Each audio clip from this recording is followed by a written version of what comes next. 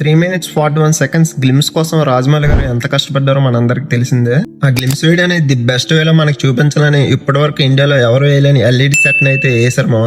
ముందు రోజు రాత్రి ఆ గ్లిమ్స్ వీడియోని ఆ ఎల్ఈడి స్క్రీన్ లో ట్రైల్ వేద్దాం అని చెప్పి పెద్ద పెద్ద క్రేన్స్ తో బ్లాక్ క్లాత్ తో మొత్తం మూసేస్తే స్క్రీన్ మొత్తం మూసిన గాల్లో కొన్ని డ్రోన్స్ ఎగరేసి ఆ వీడియోని క్యాప్చర్ చేద్దాం అనుకున్నానంట మామ. కానీ రాజమౌళి చూసి ఆ వీడియోని ఆపేశారంట. ఇంకెలా కాదు మరుసటి రోజు ఈవెంట్ లో గ్లిమ్స్ వీడియోని వేద్దాం అని చెప్పి ఆ ఈవెంట్ లో వేస్తే లైవ్ లో చూసిన వాళ్ళకి అక్కడక్కడ స్టక్ అయిపోవడం, సౌండ్ రావడం. మోహన్ గారు ఇందాక స్టక్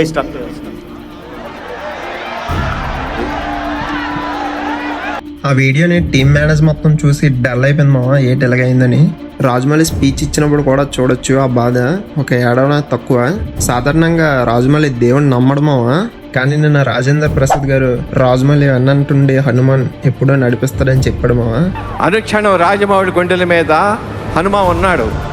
ఆ ఈవెంట్లో ఏకంగా ఇదే నన్ను నడిపించడం అని చెప్పి రాజమౌళి చాలా బాధపడ్డాడు. హనుమా వెనకాల ఉంటాడు, గుండె తట్టి నడిపిస్తాడు అని చెప్పారు. ఇలా అయిన వెంటనే కోపం వచ్చింది, ఇదేనా నడిపించేది అని. నాకు దేవుడి మీద పెద్ద నమ్మకం లేదండి.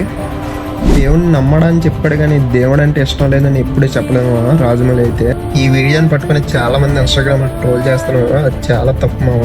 కొన్ని లక్షలు పెట్టి ఆ ఈవెంట్ ను ఆర్గనైజ్ చేస్తే ఆ టైంలో ఎల్ఈడి స్క్రీన్ పనిచేయకపోతే రాజమౌళి ఆ బాధతో ఉన్నాడు తప్ప దేవుడిని కించపరిచేటట్టు మాట్లాడలేదు మామ.